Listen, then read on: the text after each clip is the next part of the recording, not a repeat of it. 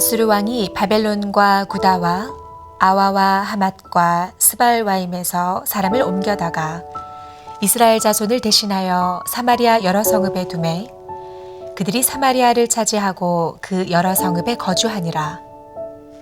그들이 처음으로 거기 거주할 때에 여호와를 경외하지 아니하므로 여호와께서 사자들을 그들 가운데에 보내심에 몇 사람을 죽인지라. 그러므로 어떤 사람이 아수르 왕에게 말하여 이르되 왕께서 사마리아 여러 성읍에 옮겨 거주하게 하신 민족들이 그 땅 신의 법을 알지 못하므로 그들의 신이 사자들을 그들 가운데에 보내매 그들을 죽였사오니 이는 그들이 그 땅 신의 법을 알지 못함이니이다 하니라.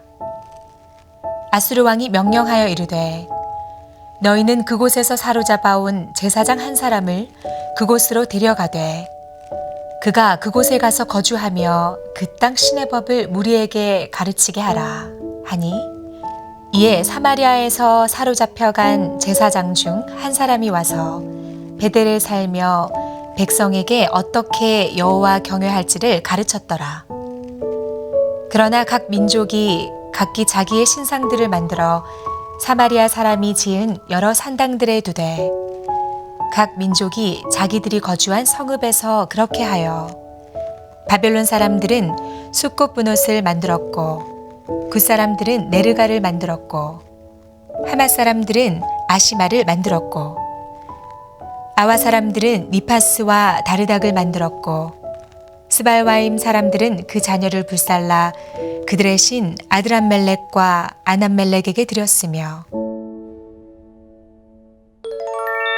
나의 생각이 아닌 하나님의 생각을 신뢰하는 오늘 하루가 되기를 소망합니다. 북이스라엘은 더 이상 자주국가가 아닙니다. 이제 북이스라엘은 아수르의 식민지로 전락합니다. 식민지 북이스라엘을 다스리는 아수르는 굉장히 치밀합니다. 그들은 북이스라엘에 강제 이주 정책을 시행합니다. 오늘의 본문 24절 말씀에서 아수르는 바벨론과 구다, 아와, 하맛, 수발와임에 거주하는 아수르인들을 북이스라엘의 사마리아로 이주시킵니다. 이는 북이스라엘의 정체성을 말살하고 궁극적으로는 여호와 유일신 신앙을 무너뜨리기 위한 고도의 계산입니다. 하지만 하나님께서는 우상을 경배하는 불경건한 이방인들 몇 명을 죽이십니다. 특별히 오늘의 본문 25절 하반절 말씀에 보니까 하나님께서는 맹수 사자를 통해 그들을 심판하십니다. 하나님께서는 이를 통해 두 가지 사실을 드러내십니다. 첫째로 하나님만이 참 신이심을 드러내시죠. 하나님께서는 어떠한 우상도 용납하지 않으십니다. 또한 하나님께서는 사자와 같은 동물뿐만 아니라 천하 만물을 말씀으로 다스리시는 만왕의 왕이시죠. 둘째로 하나님께서는 남은 북이스라엘 백성의 신앙을 이어가십니다. 또한 하나님께서는 하나님을 위해 희생할 수 있는 믿음의 사람을 간절히 찾고 계신 것입니다. 아수르가 북이스라엘에게 했던 것처럼 오늘도 이 세상은 성도들을 핍박합니다. 현대 사회는 더욱 교묘하고 치밀하죠. 현대 사회를 지배하는 상대주의와 다원주의는 기독교를 독단적이고 고루한 종교로 매도합니다. 인권단체는 죄의 문제를 인권의 문제로 왜곡합니다. 현대 사회는 조직적으로 성도와 교회를 핍박합니다. 여러분은 나의 신앙을 핍박하는 세상을 향해 어떻게 반응하고 계십니까? 믿지 않는 남편이 두려워서 교회 다닌다고 핍박하는 시어머니가 미워서 교회를 비판하는 직장 상사한테 찍힐까봐 좋은 게 좋은 거라고 사회생활은 원래 다 그런 거라고 이 세상과 적당히 타협하고 있지는 않습니까? 오늘도 나를 향한 예수님의 시선을 애써 외면하고 있지는 않습니까? 하나님께서는 오늘도 예수님을 위해서 용기를 낼 한 사람을 찾으십니다. 이 세상에 맞서서 예수님을 위해 당당히 싸워줄 그 한 사람을 찾고 계십니다. 저는 이 자리에 있는 저와 여러분이 하나님이 찾으시는 그 한 사람이 되시길 주님의 이름으로 축복합니다. 사마리아에 이주한 아수르 국민들이 계속해서 죽게 되자 아수르 왕은 고민합니다.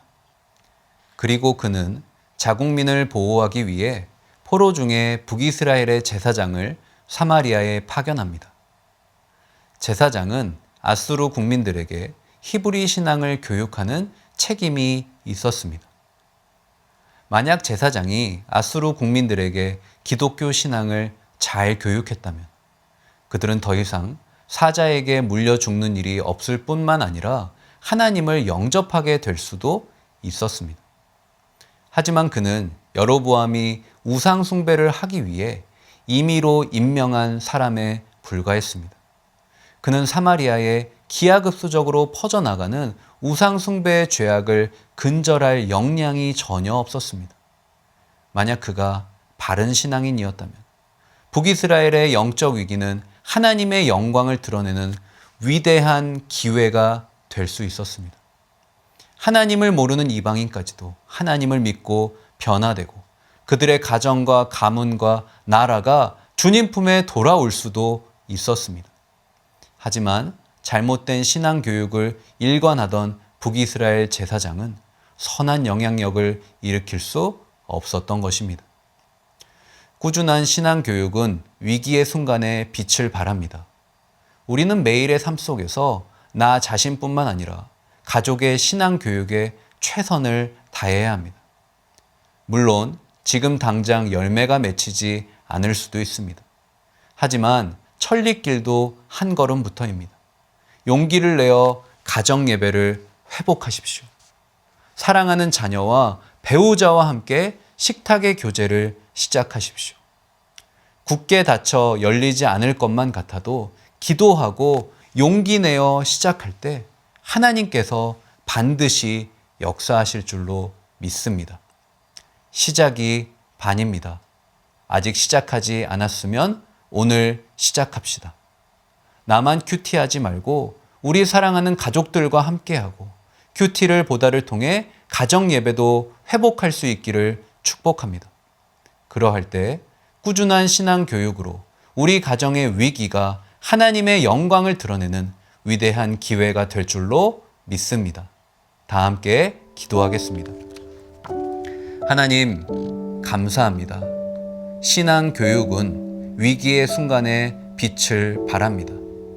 하나님께서 예비해 놓으신 놀라운 구원과 회복의 역사는 지금 당장 일어나는 것 같이 않아 보여도 우리가 매일매일 다음 세대에게 신앙을 전수하고 삶을 통해 신앙을 증명할 때 그것은 반드시 하나님의 때에 하나님의 방법으로 선한 열매를 거두게 될 줄로 믿습니다. 우리 가정, 하나님께서 예비하신 신앙의 유산이 있는데 그 신앙의 유산이 믿음의 열매가 반드시 올해 우리가 목도할 수 있는 놀라운 역사를 허락하여 주시옵소서. 그래서 우리의 다음 세대가 다른 세대가 되지 않고 영적으로 부요하고 하나님께 영광이 되는 하나님의 대사들이 되게 하여 주시옵소서. 예수님의 이름으로 간절히 기도합니다. 아멘.